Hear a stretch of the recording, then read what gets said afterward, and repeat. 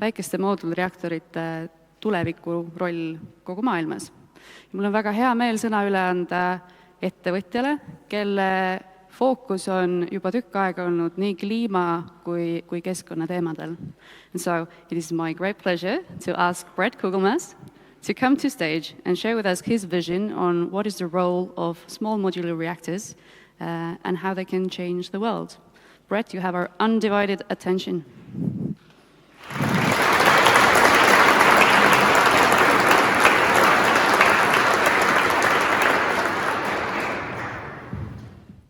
Tere hommikust, kallid eestlased! Mul on väga hea meel siin olla.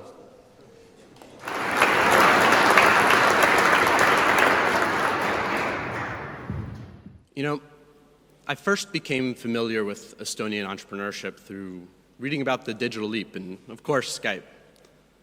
But when I met Henry and Kalev in person and got to see their enthusiasm, their energy, I've never been more excited to fly halfway around the world to really get to know what this country's all about. My background comes from climate change. I learned about nuclear energy as an outsider looking in.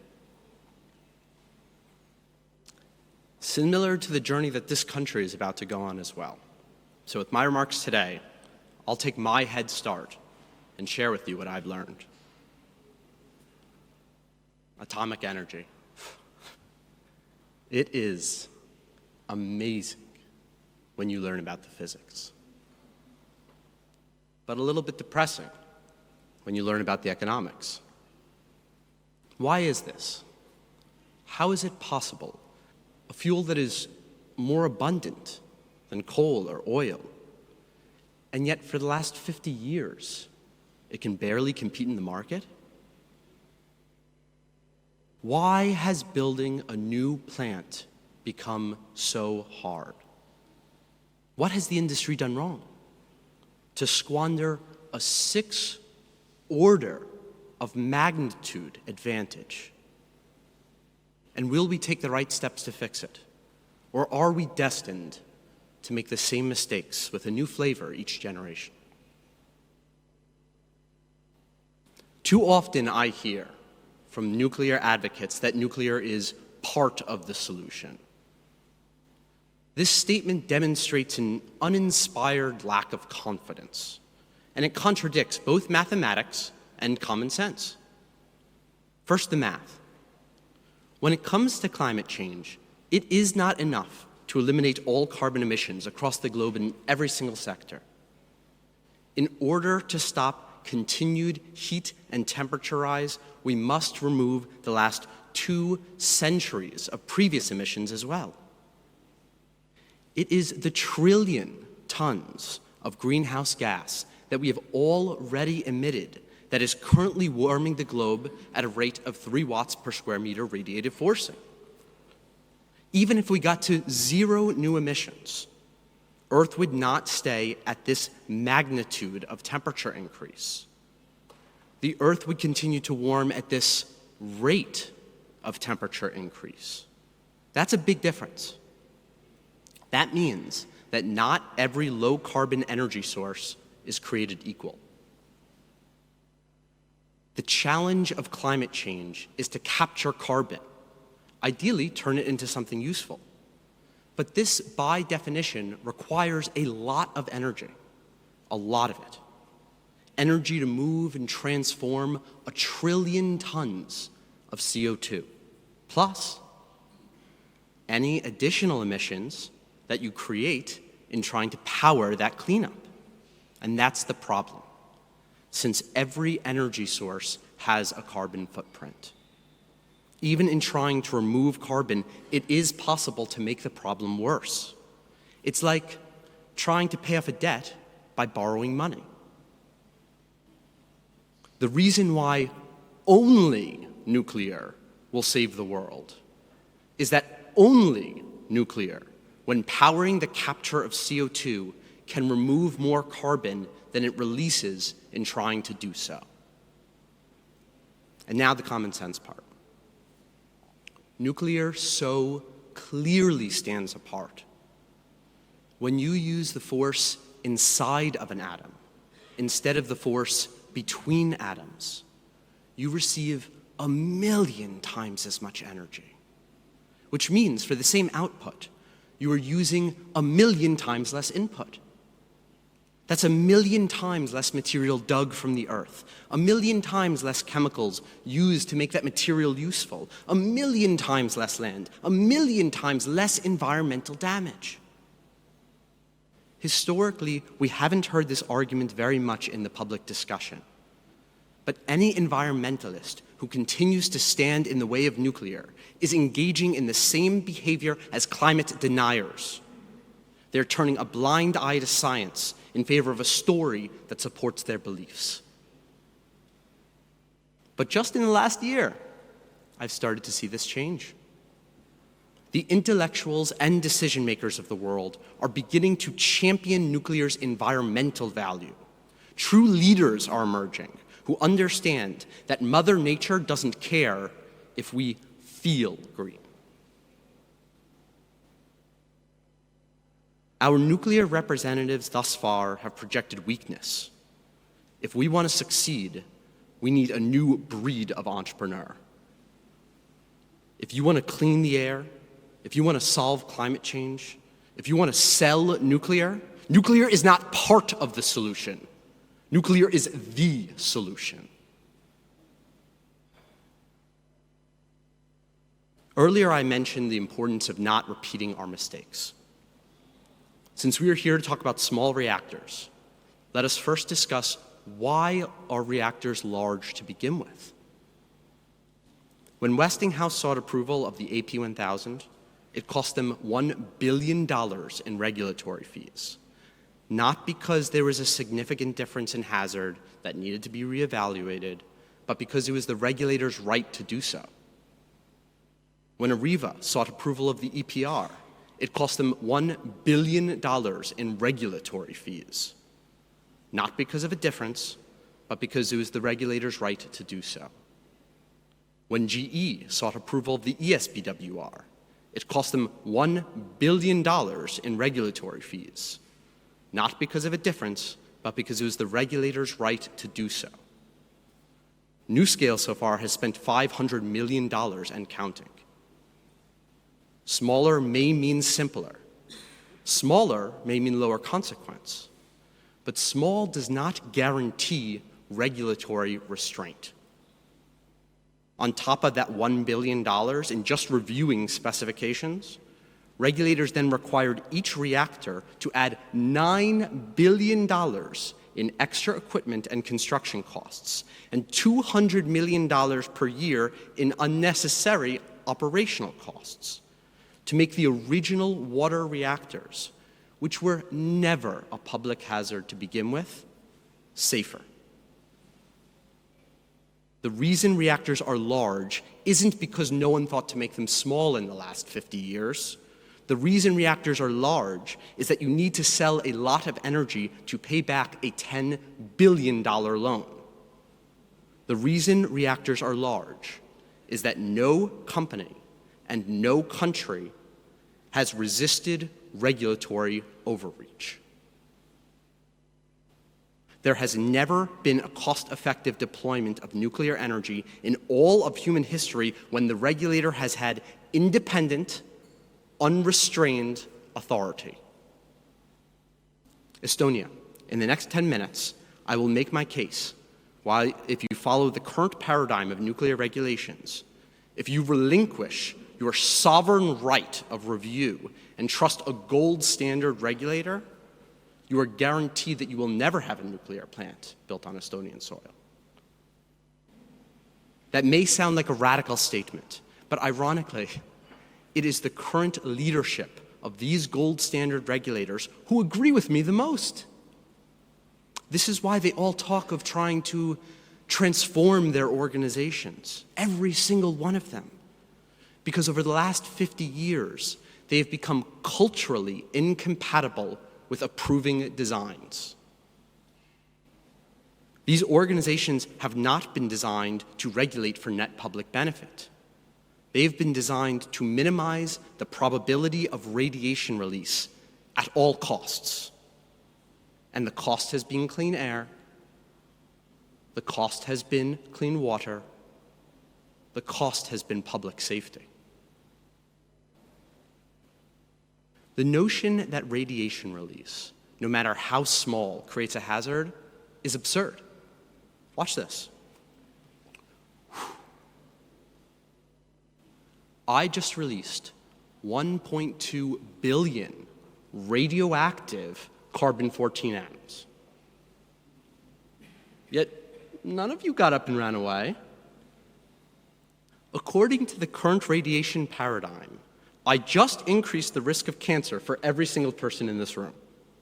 According to the current radiation paradigm, when 50% of you eventually do get cancer, I'm partially responsible. This is what is meant by adhering to the linear no threshold model. It says no threshold. According to the current radiation paradigm, I should not be allowed to breathe. And that is what has happened to the nuclear industry over the last 50 years. And everyone knows what happens when you are not allowed to breathe. Nuclear is special, but radiation is not a special hazard. Radiation is like any other toxin.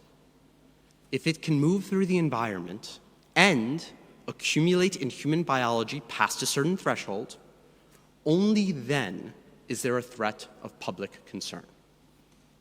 And there is only one isotope that comes out of a reactor that has both of those properties: that it can move and accumulate.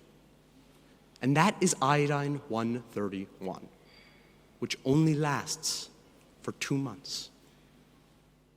We can narrow the hazard to this one isotope as an indisputable result of an epidemiological analysis of Chernobyl, where 30 years later, there were 0 birth defects, 0 leukemias, nothing but thyroid cancer from iodine-131.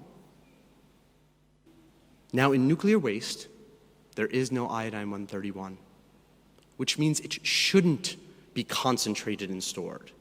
It should be diluted and dispersed like every other such toxin. Our regulations require the opposite. Our regulations, in the name of safety, create the hazard. Our regulations restrict iodine-131 to 0.04 becquerels. You heard me correctly. A becquerel, the disintegration of a single atom. And the regulations are set to be 20 times smaller than that. These regulations were put in place at the behest of the nuclear waste cleanup industry, which makes billions in profit every single year, just at Hanford alone, just to dig up dirt that is already below natural background levels of radiation. This comes at a steep cost. The cost of a misinformed public, the cost of spreading unnecessary fear, the cost of new nuclear development. Ready for another? Let's challenge the accepted safety paradigm too. At Fukushima, only 28 grams of iodine-131 were released. 1 teaspoon worth. And that was from the meltdown of a 3 gigawatts worth of nuclear reactors. I will tell you something now that no nuclear engineer dares to say out loud, fear of social repercussions from their peers, but also that no nuclear engineer has successfully challenged me on. Water-based reactors, via their very physics, are incapable of spreading enough iodine-131 to ever pose a risk to the public in any circumstance. There is no realistic biological pathway to consume a sufficient amount to do harm. That's without any containment dome, any passive safety, any N stamp requirements, or any even inspections. At nuclear conferences across 3 continents, I've offered $10,000 to anyone who can successfully challenge me on that claim. And that offer still stands today. The underlying argument behind all nuclear safety requirements is that there is a disproportionate risk to the public, and that is based on a lie. This is why at Fukushima, no one was hurt from radiation. The public was never at any risk, except by the hands of their own government, and the hazard they induced of evacuation.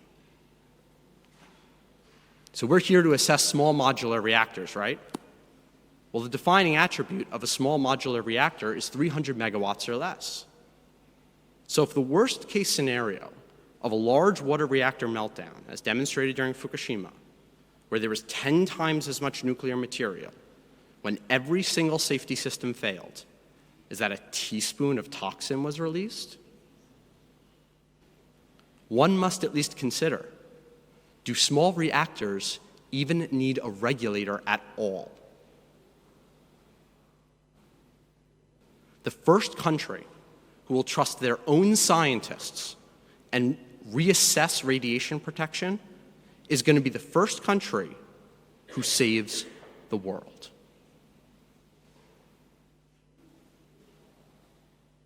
Estonia, you are in the perfect position to repeat your past success of internet deployment, this time with an energy revolution. There's only one thing that you have to do to create a thriving nuclear industry here, and then to create an export economy of both electrons and technology, to lead Europe and the rest of the world in climate change action.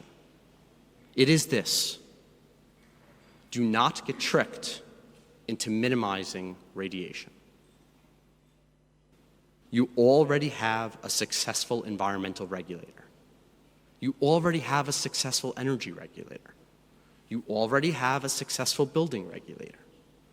All technology needs rules, yes, but all rules need limits too.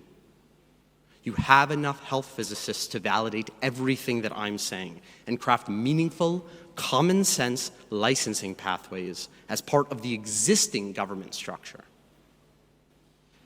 Do just as the US did in the 1960s, when we were the most successful in building our nuclear fleet. In the US, out of the 98 reactors that are still running today, every single one of their designs came from an era with no independent regulator, when radiation was treated just like any other hazard might be. Back then, the time from construction to criticality took on average 4 years. And 26 of those plants from back then, in the 60s, are still running today. Then, there were 30 projects that had already started, but were caught midway through the shift in regulations in the US. They couldn't complete construction, and they have been depriving ratepayers of $400 billion in clean electricity ever since. It killed an industry that was on track to take over 100% of the energy market. Out of those that were caught in the new regulations but did manage to complete construction, 12 years became the new average time. That same plant design went from 4 years to 12 years. We'll compare with specific examples. Point Beach 1 and 2. 1,182 megawatts for only $733 million. That's inflation adjusted. Started in 1968, those were built in just 3 years, and they are still running today. Vogtle Unit 3, around that same power, 1,100 megawatts, will cost over $13 billion and take over a decade to complete. Same power, $733 million versus $13 billion. In Estonia, you are currently regulated like that of our 1960s. Don't let the US pressure you into following our last 50 years worth of mistakes. If you can resist such pressure, on the coast of Vormsi alone, you have enough room to build 60 gigawatts worth of reactors that would generate $26 billion worth of power a year, doubling your GDP, just Vormsi. On the coast of Hyoma, you could build another 200 gigawatts.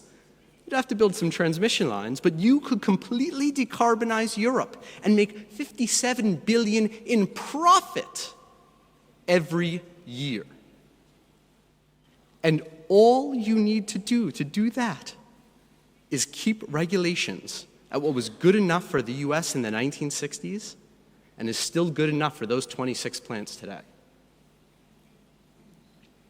If you are able to demonstrate independent thought instead of relying on an independent regulator, you will have the most successful nuclear power deployment to ever exist. Julge hunde rind un rasvana. Climate change was first pondered as early as the 1800s. And yet there are still open questions. What are the roles of feedback loops or the ocean? How bad will it be? How fast will it change? Is it much different than the status quo? A world that accepts 3 billion to live in poverty while others accrue so much wealth? I, in fact, encourage a vigorous debate about whether it's even worth slowing growth, slowing human prosperity, and perhaps a futile attempt to stop the inevitable. But what I do not accept is to start with a premise that lets others suffer while we have a choice to take action. Climate change aside, abundant nuclear is a tool to arrest poverty, to eliminate air pollution, to produce food, water, shelter in unlimited quantity. I personally will not rest until this vision is realized. The future is clean. The future is prosperous. The future is atomic. The energy revolution begins now. It is no longer a matter of when, it is a matter of who. Will it be Estonia? Will it be you? Aitäh. Thank you.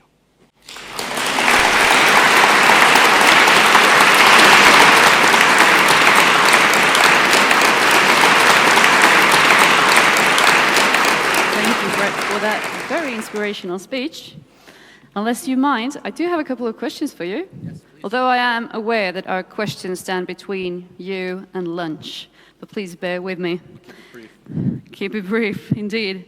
One of the questions that we've received is, well, I think a lot of the overregulation and a lot of the patterns in our industry are driven by emotions, are driven by fear, and we tend to counteract them or respond to them with facts. So there are two different leagues who don't understand each other's language. How do we make ourselves understood? Because I believe there are rational people and emotional people on both sides. I have a slightly different take on this. I actually believe that the public, in their fear of nuclear, is acting totally rationally. Because we've said every single plant needs $10 billion worth of extra safety equipment than an otherwise standard coal plant. Because we've said they have to be located so far away. Because we've said they have to have missile shields. We've convinced the public, they have no choice but to believe that this must be so dangerous. Otherwise, why would we impose, us the experts, the government, why would they put so much extra regulations if it wasn't so dangerous? It's the nuclear industry's fault that people are afraid. They're not acting irrationally. We've done this. And the way to undo this is to do the opposite. Put the nuclear plants right in the middle of the city. Right? You want to convince people that there's no problem there? That's where you put them. Allow people to walk there, touch them, do tours. People won't be afraid then.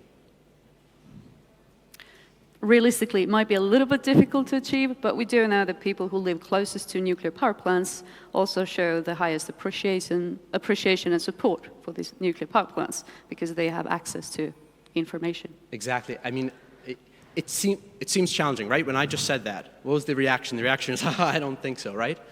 But if we are brave, that is what will happen, right? If we are willing to do something that might seem counterintuitive, we will achieve the effect we desire. Bret, a very practical question. How would Estonia, well, avoid overregulation? What is your top 10 things, top 3 things to do, top 1 thing to do? I don't know, but I'm going to spend some time here and try to help you guys figure that out. This is too important. This is too important to let slide. I don't know if it's a conversation with the government, sitting down in the room with the Ministry of Environment or Energy or Infrastructure and just having a frank conversation, showing them that same teaspoon that I showed you. It doesn't take a nuclear physicist to come to the same conclusions that I did. I don't have a background in nuclear physics. I just met with the experts and talked to them. I was shocked also to find out that a meltdown of a reactor is actually no big deal, right? Chernobyl, different. Graphite caught on fire, spread things all around. But a meltdown, right? That's just metal melting down. It is no hazard to the public. And if I can understand that, then your regulators can understand that too. A final question then. You say that nuclear power is the only viable way for carbon capture. And some observant people have pointed out, well, what about photosynthesis? What about natural processes for carbon capture? Have you considered that? When I started the Energy Impact Center, I didn't know, it wasn't about nuclear. It was about climate change. I got pointed towards nuclear by the experts. The experts showed me the equations. They said, listen, here's the rate at which we need to pull carbon from the air. And if you were to, the first thing I thought, why don't we just plant trees in the Sahara? Well, that seems awesome. More forests, more ecology, great. But they showed me the calculations. And if you planted every square inch of available land with trees, that wouldn't make a dent in the amount of carbon that we have to pull out of the air. And those trees can only pull it out for 20 years as well. So the math just doesn't support natural biological processes. We've burned a lot of carbon over the last couple hundred years. We've burned the natural processes 100 million years worth of carbon capture in just the last couple hundred years. This is going to take technology, it's going to take ingenuity, and it's going to take bravery to pull us out of this mess. But I'm sure you guys can do it. Thank you, Bret. Thank you.